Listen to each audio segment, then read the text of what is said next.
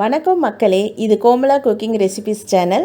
நாம் பார்த்தீங்கன்னா 32 வகை பொருட்களை சேர்த்து ரொம்ப ஆரோக்கியமான சத்து மாவு தயார் செய்து கொடுக்குறோம். இந்த வீடியோவில் பார்த்தீங்கன்னா சத்து மாவு கஞ்சி எப்படி காசுறதுன்னு பார்க்க போகிறோம். அதுக்கு நான் 1 டேபிள் ஸ்பூன் ஃபுல்லாக சத்து மாவு எடுத்திருக்கேன். இதுக்கு பார்த்தீங்கன்னாக்கா 1 டம்ளர் தண்ணி, அதாவது இது ஒரு 200 ml தண்ணி இருக்கும். இதை இதில் ஊற்றி இப்போ கரைக்கணும்.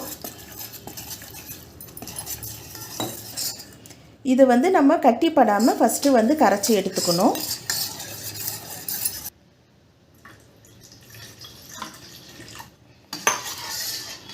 இப்போ பார்த்தீங்கன்னா கட்டிப்படாமல் கரைச்சி எடுத்துட்டோம்.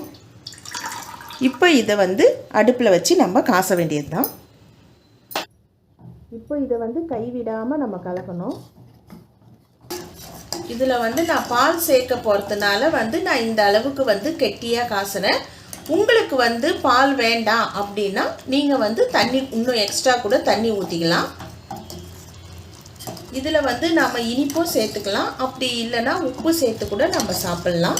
நான் இன்றைக்கி இதில் வெல்லம் சேர்க்க போகிறேன். இப்போ ஒரு 3-4 நிமிஷம் ஆயிடுச்சு. இந்த டைமில் நான் வெல்லம் சேர்த்துக்கிறேன்.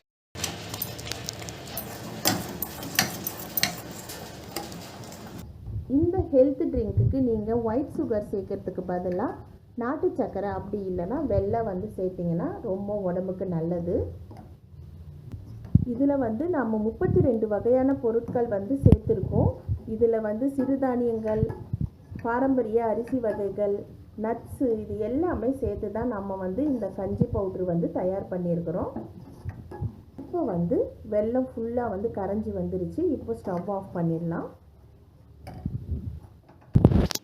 இங்கே நான் காசின பால் எடுத்திருக்கேன். அதிலேருந்து ஒரு 1/2 டம்ளர் பால் எடுத்துக்கிறேன். இப்போது இந்த 1/2 டம்ளர் பாலை நான் இதில் சேர்த்துக்கிறேன். இப்போ நம்ம பாலை சேர்த்ததுமே அந்த கன்சிஸ்டன்சி நமக்கு குடிக்கிற மாதிரி வந்துருச்சு. இதுவே பால் வேண்டாம் அப்படின்னாக்கா நீங்கள் 1 டம்ளர் தண்ணிக்கு பதிலாக 1.5 டம்ளர் தண்ணி நீங்கள் சேர்த்துக்கலாம். சத்து மாவு கஞ்சி ரெடி ஆயிடுச்சு.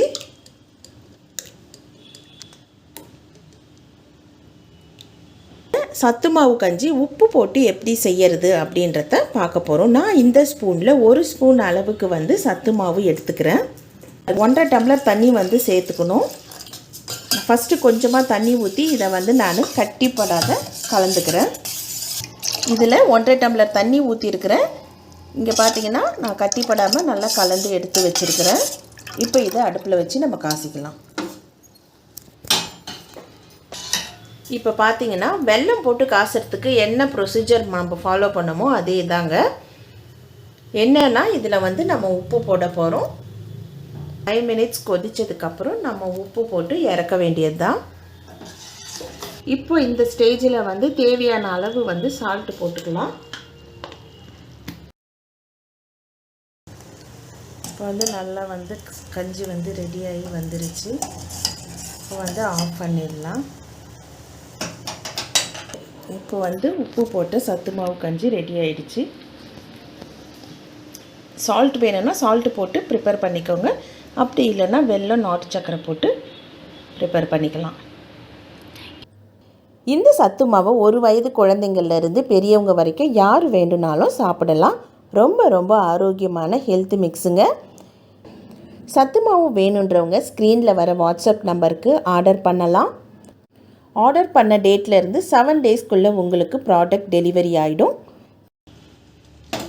இந்த வீடியோ உங்களுக்கு பிடிச்சிருந்தா லைக் பண்ணுங்கள், ஷேர் பண்ணுங்கள், கமெண்ட் பண்ணுங்கள், மறக்காமல் சப்ஸ்கிரைப் பண்ணுங்கள். தேங்க்யூ ஃபார் வாட்சிங்.